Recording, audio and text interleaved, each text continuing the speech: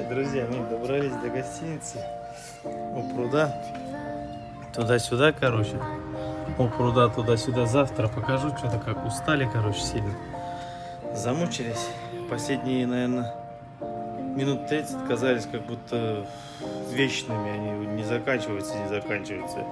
Время на месте стоит. Еще получили небольшой штраф за проезд на красный свет.